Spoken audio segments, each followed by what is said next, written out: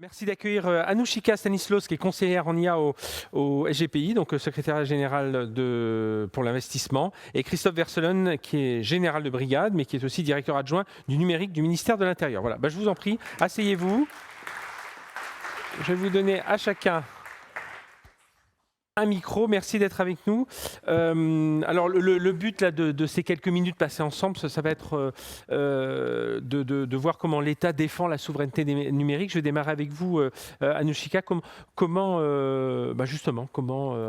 l'État, je repose ma question tout bêtement, comment l'État défend la souveraineté technologique aujourd'hui? Merci beaucoup. Alors effectivement, France 2030, juste pour un petit rappel, c'est 54 milliards d'euros investis auprès de nos entreprises, donc vous, auprès de nos universités, de nos organismes de recherche, pour répondre à des défis vraiment divers, donc écologiques, sociaux, économiques, qui sont à la fois les défis de notre temps, mais aussi on essaie d'anticiper les défis de demain. Donc je reprends un peu les piliers de l'IMA, avec anticiper demain, avec effectivement on a ce pôle d'anticipation des défis de demain, mais aussi déployer et accélérer à travers des dispositifs, donc des appels à projets, des appels à manifestation d'intérêt, mais aussi des dispositifs qui sont parfois tout aussi innovants, qui sont plus adaptés aux besoins de l'écosystème. Et puis après, accompagner les équipes, bien sûr, nous aussi, ce qu'on tente et ce qu'on s'efforce de faire, c'est d'accompagner la transformation des compétences et des métiers d'avenir et bien sûr garantir une innovation responsable au sein du pôle dans lequel je travaille, donc le pôle souveraineté numérique. On a à cœur de faire en sorte que le numérique soit éco-responsable. Donc France 2030, c'est aussi une façon de consacrer nos investissements publics auprès de au moins 50% des dépenses qui sont allouées à la décarbonation de l'économie, de l'industrie, mais aussi 50% à des acteurs émergents. Donc comment faire en sorte que demain, nous ayons aussi sur notre territoire français et notre territoire européen des champions compétitifs sur la scène internationale. Donc un tout petit cas d'étude, donc l'intelligence artificielle qui est ma casquette principale. Aujourd'hui, on a comme vision de faire émerger des leaders à la fois en termes de compétitivité technologique, mais aussi en termes d'impact économique et social. On a envie que nos solutions françaises soient des scale-up de rang mondial, mais aussi une proposition de valeur sur la scène internationale pour saisir le potentiel de l'IA aujourd'hui, le potentiel de rupture qu'est l'IA comme levier de croissance, comme levier de productivité, comme levier d'accélération, de différenciation de notre proposition de valeur sur la scène internationale.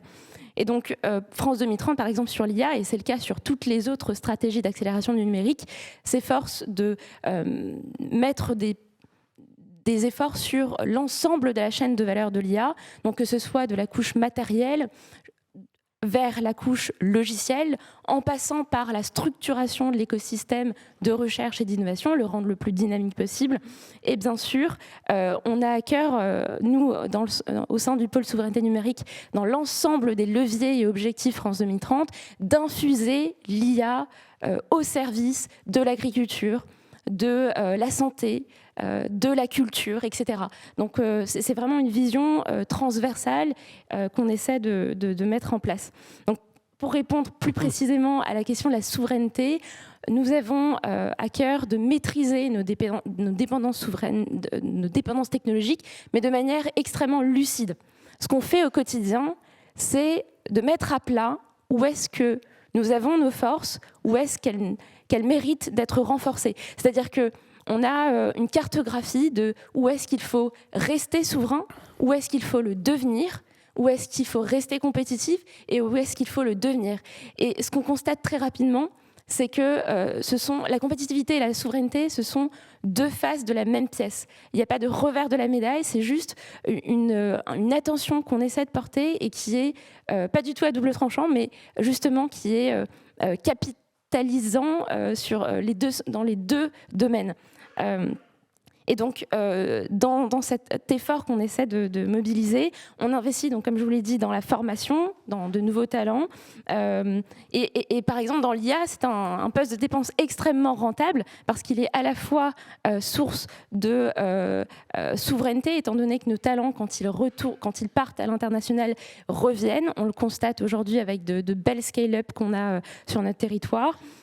Et puis, on essaie justement d'avoir une politique d'attractivité de ces talents en mettant en place un programme de subvention donc, massif en recherche et développement, en essayant de soutenir des levées de fonds, parce que France 2030 également participe aux levées de fonds à travers son pôle de fonds propres. Et puis notre philosophie, bien sûr, open source, où on essaie de montrer qu'en fait, dans le numérique, le développement de grands communs, c'est au service de tous et ça permet effectivement d'améliorer la fiabilité des résultats, de réduire par exemple la consommation énergétique des systèmes. Donc on a tous ces grands piliers de confiance et de réduction de l'impact environnemental au sein même de toutes nos stratégies France 2030. Et juste pour rapidement finir sur cette anecdote, aujourd'hui l'IA, on constate avec par exemple les dernières annonces des grands leaders de plateformes d'expression aujourd'hui sur le web, on constate que quand on anticipe les évolutions de demain, avec l'agentification de l'IA, l'agentivité de l'IA, l'IA va infuser, on n'aura plus besoin d'utiliser une interface telle qu'on les connaît aujourd'hui et donc de faire le choix d'utiliser une plateforme plus qu'une autre. L'IA va faire en sorte que tous ces outils finalement deviennent omniprésents, quand bien même on aurait effectivement la souveraineté aujourd'hui, c'est reprendre la maîtrise de nos choix et quand on évalue où est-ce que l'IA de demain sera, il convient de rappeler que nous devons être en capacité de maîtriser de nouveau l'IA d'aujourd'hui sur toute la chaîne de valeur. Alors je reviendrai vers vous dans un instant sur justement cette partie accélération, c'est parce qu'il faut aller vite dans ce domaine. Christophe Vercelonne, donc au sein de la direction de la transformation du numérique du ministère de l'Intérieur. Alors voilà, comment vous accompagnez justement les entreprises, j'entends par entreprise, les développeurs, les éditeurs de logiciels? Alors, bonjour à tous. En fait, je vais rebondir un peu sur ce qui vient d'être dit parce que je suis 100% d'accord. La souveraineté, ce n'est absolument pas à l'opposition de la compétitivité, puisque là, pour le coup, je prends mon rôle de client. Toutes les innovations, tous les travaux que vous allez mener, toutes les avancées sur lesquelles on veut devenir souverain si on ne l'est pas déjà ou on veut le rester, ce sont des éléments que l'on va devoir acquérir au budget de l'État, qui n'est pas gigantesque. Donc la compétitivité est indispensable. Lorsque le choix doit être fait, c'est souvent le plus compétitif qui est retenu et malheureusement pas toujours le plus souverain. Donc à la question comment on accompagne les entreprises sur la souveraineté, l'objectif c'est pour nous, au niveau de nos marchés publics notamment, d'avoir des clauses de souveraineté, d'arriver à porter cette préférence sur les outils souverains, mais également en travaillant sur les structures qui existent, puisque aujourd'hui on voit bien que toutes les technologies s'orientent vers des solutions SaaS, qui vont donc avoir une problématique d'hébergement très fort. Au sein du ministère intérieur, on héberge l'un des deux clouds souverains, donc hébergé en interne. Ça sous-entend, si l'on veut intégrer un outil souverain qui est en SaaS, que cet outil ait la capacité d'être intégré sur nos structures. Ce que je veux dire par là, c'est qu'il est important, et c'est ce qu'on essaie d'apporter aux entreprises innovantes, et en tout cas dans l'objectif de garder cette souveraineté, ou de l'acquérir quand c'est nécessaire, d'indiquer quels sont les éléments qui vont permettre demain à vos outils qui sont en général plutôt orientés grand public, de pouvoir être intégrés dans des structures souveraines, que ce soit des clouds souverains comme le mien, ou alors plus généralement les clouds Technium Cloud qui sont travaillés par les entreprises françaises ou européennes et qui permettent d'avoir d'autres solutions de souveraineté. Mais cet hébergement, cette problématique d'hébergement était vraiment une problématique centrale, et il est important que dès le départ des travaux qui mènent à vos innovations, vous ayez à cœur de vous dire il va falloir à un moment que je rentre dans un cloud souverain, ou en tout cas que j'acquière un hébergement souverain.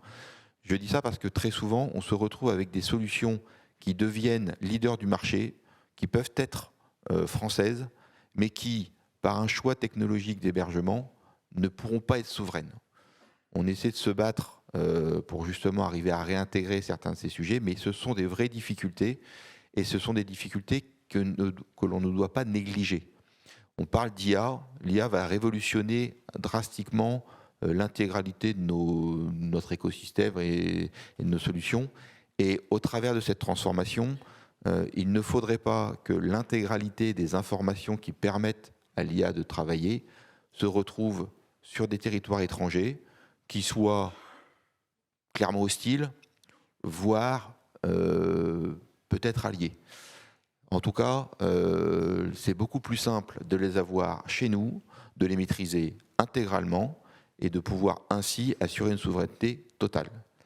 Donc, pour poursuivre sur comment on essaie d'accompagner les entreprises dans ce travail de souveraineté, c'est d'arriver le plus tôt possible de vous présenter les éléments qui vont être indispensables pour nous, pour que vous puissiez être souverain. Je parlais de l'hébergement, c'est indispensable. Je vais parler aussi des briques technologiques utilisées.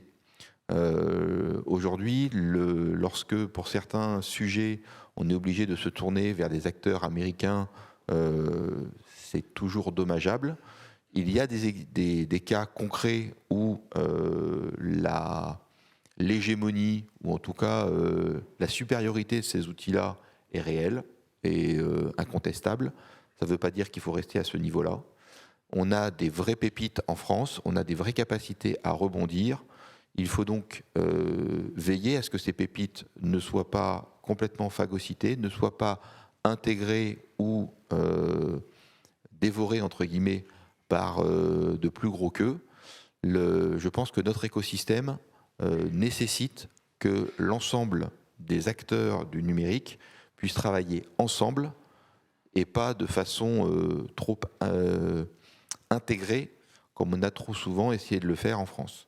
Donc là-dessus, c'est un message que je fais et que j'essaie de faire ressortir dans les marchés publics que l'on porte, c'est d'arriver à laisser de la place aussi, alors peut-être pas au tout petit, parce qu'il y a un moment, il faut aussi avoir les reins suffisamment solides pour tenir des systèmes qui vont irriguer plusieurs centaines de milliers de personnes, c'est sûr, mais pour autant, on n'est pas obligé d'être une multinationale pour arriver à faire des produits innovants et qui sont moteurs et qui vont être souverains et surtout qui peuvent être leaders du marché. Vous pensez que le choix que font parfois les entreprises, alors, je ne vais pas parler facilité parce que voilà, c'est quand même des choix technologiques, mais on pense qu'on prend moins de risques en allant vers des solutions du marché qui sont dominantes plutôt que aller vers des solutions qui seraient peut-être plus souveraines mais plus petites? Très clairement, oui, il y a des cas concrets où je vais prendre ChatGPT. Aujourd'hui, quand quelqu'un parle d'IA, instinctivement, il va essayer ChatGPT. Oui. Il ne va pas chercher à se poser la question, est-ce que j'ai une solution française, Mistral par exemple, qui fait aussi bien, voire mieux sur certains domaines. Parce que très souvent, on va trop vite dans nos choix. Donc oui, il y a un vrai sujet. Là-dessus, au niveau du ministère de l'Intérieur et de l'État en manière générale, ce sont des sujets qui sont bien abordés. Encore faut-il que nos marchés publics soient bien écrits. C'est sûr que si on écrit trop vite, le choix qui tombe va tomber là où il y a... on se fait accompagner de ChatGPT pour écrire ces marchés publics. Voire pire, oui. Juste un mot, Nishika, justement, je parlais tout à l'heure d'accélération. Hier soir, on faisait une soirée chez BFM et on avait Arthur Mensch qui était là, qui disait le problème, le contexte avec cette IA, c'est qu'il faut aller très vite, il faut accélérer sans cesse, vraiment. Et est-ce qu'on a les moyens aujourd'hui d'accélérer? On sait que, comment faire justement pour que les entreprises y accès plus rapidement, se lancent plus rapidement? Pour obtenir... pour que tout ça soit simplifié. Alors effectivement, nous, on a 2 chantiers majeurs au sein du secrétariat général pour l'investissement qui pilote France 2030. C'est de simplifier les procédures au maximum pour minimiser le temps d'attente entre le dépôt d'un dossier, entre le lancement d'un appel à projet, parce qu'effectivement, aujourd'hui, on essaie, surtout sur l'IA, particulièrement dans l'IA, on essaie de ficeler des appels qui soient au plus près des besoins des entrepreneurs, au plus près des besoins des organismes de recherche.